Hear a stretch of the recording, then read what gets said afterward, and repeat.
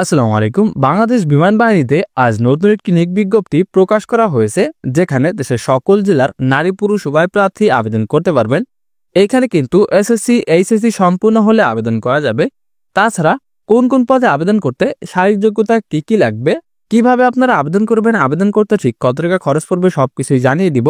তো বন্ধুরা, দেখতেই পাচ্ছেন এটি কিন্তু বাংলাদেশ বিমান বাহিনীর একদম অফিসিয়াল ওয়েবসাইট, যেখানে কিনা এই নোটিশ বোর্ডে একদম 1 নম্বরে কিন্তু এই সার্কুলারটি প্রকাশ করা হয়েছে। তো সার্কুলারটি আমরা সংগ্রহ করেছি, সেখান থেকে দেখে নেব ঠিক আবেদন করতে একজন প্রার্থীর শারীরিক যোগ্যতা ও শিক্ষাগত যোগ্যতা কি কি লাগবে। তার আগে সবার কাছে ছোট্ট একটি রিকোয়েস্ট, আমাদের ভিডিওতে লাইক করে দেবেন এবং চ্যানেলে যারা নতুন দর্শক রয়েছেন তারা অবশ্যই আমাদের চ্যানেলটি সাবস্ক্রাইব করে দেবেন এবং যারা ফেসবুক পেজ থেকে দেখছেন তারা অবশ্যই আমাদের ফেসবুক পেজটি ফলো করে রাখবেন। তো বন্ধুরা, এই সার্কুলারে সর্বমোট 5টি ক্যাটাগরিতে লোক নিয়োগ করা হবে। আর এই 5টি ক্যাটাগরিতে আবেদন করার জন্য অন্যান্য যে সকল শারীরিক যোগ্যতা বা বয়স কি কি লাগে সেই সকল বিষয় আমরা আগে দেখে নেব। তো এখানে নাগরিকত্বের ক্ষেত্রে অবশ্যই বাংলাদেশের পুরুষ ও মহিলা নাগরিক প্রার্থী আবেদন করতে পারবেন। বৈবাহিক অবস্থা এখানে বিবাহিত অবিবাহিত উভয় প্রার্থী আবেদন করতে পারবেন। আর বয়সের ক্ষেত্রে এখানে 21 ডিসেম্বর 2025 তারিখ ধরে ডিই 2026 এই কোর্সের প্রার্থী যারা, তাদের কিন্তু এখানে বয়স সর্বনিম্ন 20 এবং সর্বোচ্চ 30 বছরের ভিতরে হতে হবে। এবং যারা এসপিএসএসসি 2026 এই কোর্সের প্রার্থী, তাদের বয়স এখানে সর্বনিম্ন 21 এবং সর্বোচ্চ 35 বছরের ভিতরে হলে কিন্তু আবেদন করতে পারবেন।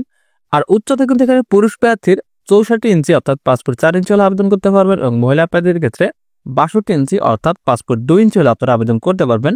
বুকের মাপ পুরুষ প্রার্থীদের কমপক্ষে ন্যূনতম 32 ইঞ্চি এবং সম্প্রসারণ অবস্থায় বা বুক ভর্তি শ্বাস অবস্থায় 2 ইঞ্চি প্লাস 34 ইঞ্চি হতে হবে। এবং মহিলা প্রার্থীদের ক্ষেত্রে স্বাভাবিক অবস্থায় 28 ইঞ্চি এবং বুক ভর্তি শ্বাস অবস্থায় 2 ইঞ্চি প্লাস অর্থাৎ 30 ইঞ্চি হতে হবে। আর ওজন কিন্তু অবশ্যই বয়স ও উচ্চতা অনুযায়ী হতে হবে। আর চোখের দৃষ্টিশক্তি এটিসি ও এডিডব্লিউসি শাখা 6/12 এবং ইঞ্জিনিয়ারিং শিক্ষা ফিনান্স ও মিটিওরোলজি শাখায় 6/36 পর্যন্ত কিন্তু হলে আবেদন করা যাবে। তো এখন আমরা সরাসরি দেখে নেব ঠিক কোন কোন পদে লোক নিয়োগ করা হবে আর কোন পদে আবেদন করতে শিক্ষাগত যোগ্যতা কি কি লাগবে। তো এখানে শিক্ষা, পদার্থ ও গণিত এই করে আবেদন করার জন্য বা এই পদে আবেদন করার জন্য মাধ্যমিক সমমান এবং উচ্চ মাধ্যমিক সমমান উভয় পরীক্ষায় ন্যূনতম জিপিএ 4 থাকতে হবে যে কোনো শাখা থেকে। এবং যে কোনো স্বীকৃত বিশ্ববিদ্যালয় হতে পদার্থ গণিত বিষয়ে স্নাতক সম্মান সহ স্নাতকোত্তর ডিগ্রি 4 পয়েন্টের ভিতরে ন্যূনতম সিজিপিএ 3 পেয়ে উত্তীর্ণ হলে কিন্তু আপনারা এই পদে আবেদন করতে পারবেন। পরবর্তীতে মিটিওরোলজি, এখানে এসএসসি এইচএসসি উভয় পরীক্ষায় বিজ্ঞান শাখায় পদার্থ ও গণিত ন্যূনতম লেটার গ্রেড এ সহ জিপিএ 4.50 থাকতে হবে অথবা জিসিই ও লেভেলে পদার্থ ও গণিত সহ কমপক্ষে 5টি বিষয় ন্যূনতম গ্রেড বি এবং জিসিএ লেভেলে পরীক্ষায় পদার্থ ও গণিতে ন্যূনতম গ্রেড বি থাকতে হবে।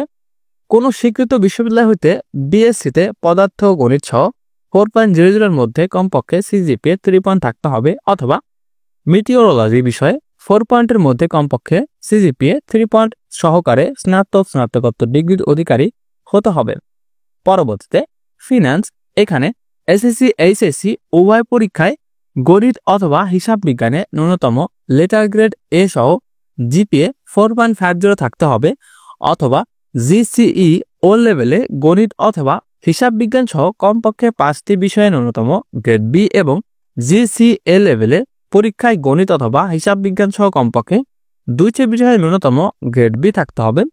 পাশাপাশি কোনো স্বীকৃত বিশ্ববিদ্যালয় হতে কমপক্ষে ব্যাচেলর অব কমার্স এ 4 পয়েন্টের ভিতরে কমপক্ষে সিজিপিএ 3 পেয়ে উত্তীর্ণ হলে কিন্তু আপনি আবেদন করতে পারবেন।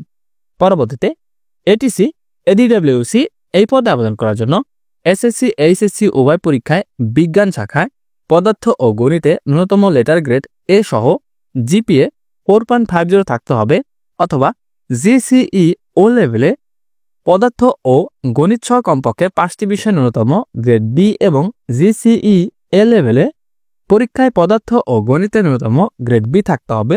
যে কোনো স্বীকৃত বিশ্ববিদ্যালয় হতে বিএসসিতে পদার্থ ও গণিত সহ 4 পয়েন্টের মধ্যে ন্যূনতম সিজিপিএ 3 থাকতে হবে।